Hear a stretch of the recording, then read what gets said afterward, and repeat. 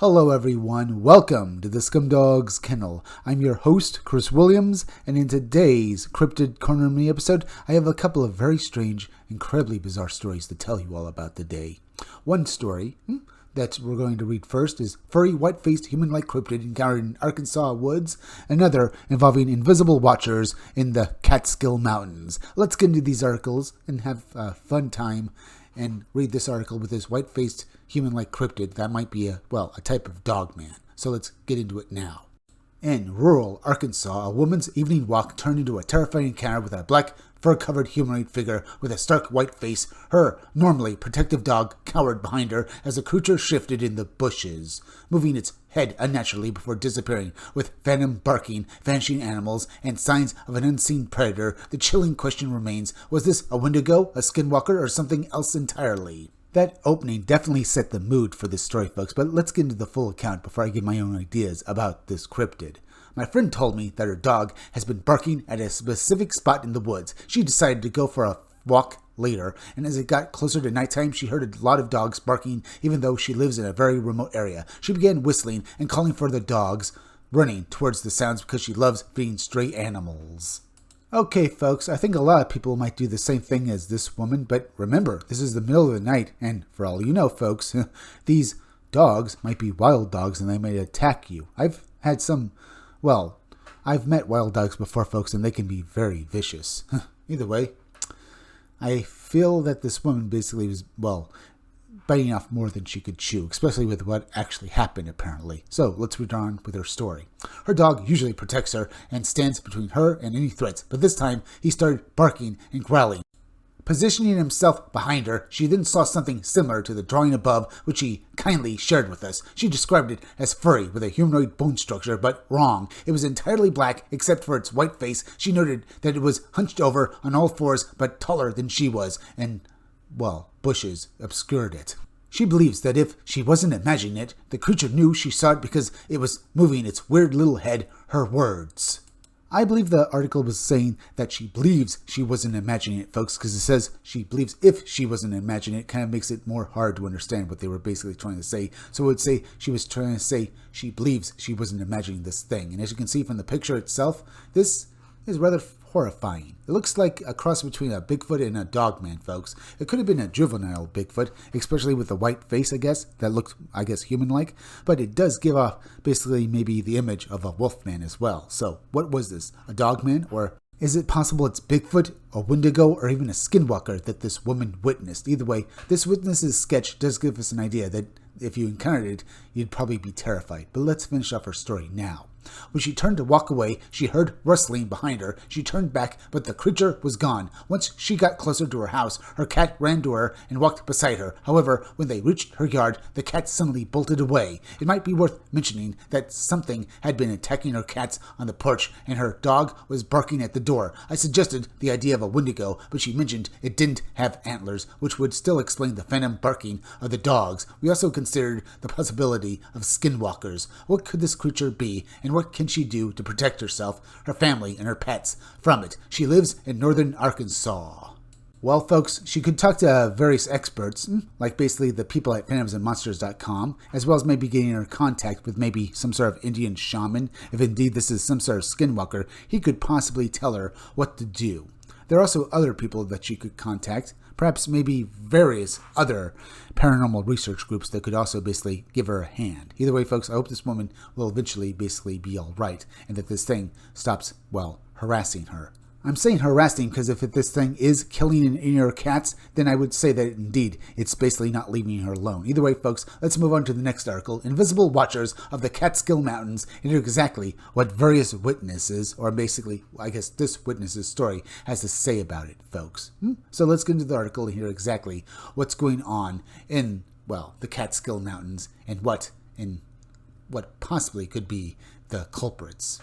In the 1970s, a young child playing near their home in the Catskill Mountains witnessed a chilling phenomena, the outline of a tall, transparent man standing silently beside their friends. Though the memory faded for years, it resurfaced later in her life after hearing a strikingly similar account, raising the question of whether these isolated cloaked beings are watching us more often than we realize.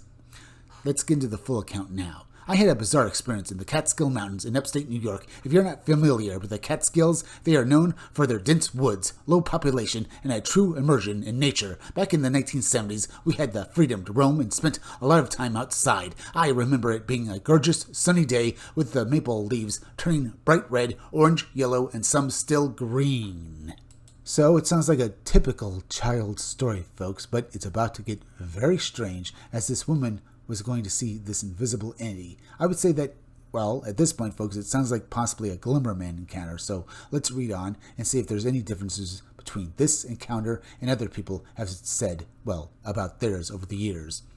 I was going with a group of children, and since we hadn't started kindergarten yet, I was around 4 years old. About 3 or 4 other kids were playing in the woods. I began to follow the group, but suddenly I felt scared and decided to stay behind, closer to the house, about 50 yards away in a more open area. This overwhelming fear came over me, a sensation I can still distinctly remember. I watched my friends play and wanted to join them, but something kept me from going. My older sister was with the other kids, so I kept looking over to her, trying to decide whether to join them or not. Then, while I was watching, I saw the shape of a tall, invisible man that appeared see-through. I remember leaves blowing in the wind, but the leaves around him were blurry, while everything else was in perfect focus. I couldn't understand what I was seeing, but I confirmed that it looked like the outline of a man with sharp features. He was standing about 5 to 8 feet away from the group, almost watching them play.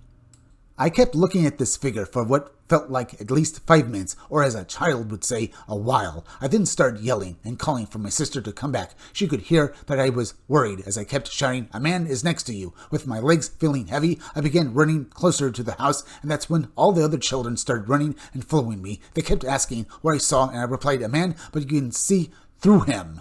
It was something I couldn't process at the time, and I forgot about it until I watched a documentary where a woman shared a similar experience. That memory suddenly flooded back. I know what I saw, yet I don't usually tell people about it because it sounds unreal. I was hoping to connect with anyone else who might have experienced something similar so that they can feel a bit less alone. As I said, folks, this sounds like an early Glimmerman account. As I've said before, these entities appear suddenly, either basically in isolated places, sometimes in the woods, but sometimes, well, out in public. It sounds like if this were possible, folks, that these entities do basically target certain people. Because we've heard about them basically targeting and being seen by random people in these areas. So it makes me think that maybe either these are some sort of tests of some sort of experimental equipment for invisibility, maybe done by the government, because maybe this is exactly what happened with these children here, folks. Maybe someone decided to test this equipment around these children to see if any of them could pick him, well, out. And remember, this was back in the 70s, years before the first Predator movie came out, so it makes me think that maybe the Predator movie, if the government was already trying to test out such, well, equipment, maybe it was made to basically obfuscate the truth, so that anyone who did come forward would basically be confused with the movie, perhaps. It does make a certain amount of sense, and some people have said that maybe the Predator movie was made for that purpose, perhaps. Either way, folks, it would make sense that the government would basically hide such technology in plain sight by making a movie about something similar, and then basically anyone who did basically talk about it would sound insane. It does sound reasonable to me. Either way, folks, what do you think about that? Is that the truth or not? All I can say is, indeed, it's a very interesting subject, and I can't wait to basically read a few more stories like this, folks. How many people have seen these creatures, and are they actually just men in some sort of, well, apparatus, or are these actually supernatural creatures? Remember, this woman said that when she saw this entity, that she could make out its features, so maybe it was an early test of such equipment, or maybe it was a ghost. We don't know. Either way, it just sounds very phenomenally interesting to me, folks. This story and the one before it with these unknown cryptids and maybe people out there with technology like this, if they do exist, what does that say about the world? As I've said before, folks, it makes the world so much more, well, surreal and possibly maybe fantastic to live in. Either way, folks, very interesting, but we're at the end, so please go subscribe to my YouTube channel. Read comics that are bad for you. You can use the YouTube link down below in the description of the chat to go subscribe to me. Hit that like button for me. Make sure you're still subscribed. Leave some comments down below. Hit that bell for notifications. Hit the part of the bell that'll give you all future notifications, and please share this video out. I'm Chris Williams from the Scumdogs Kennel. Thank you all for joining me. I'll be back again tomorrow with another great video, so be sure to come back again then. Till next time, folks, I'll see you all again soon.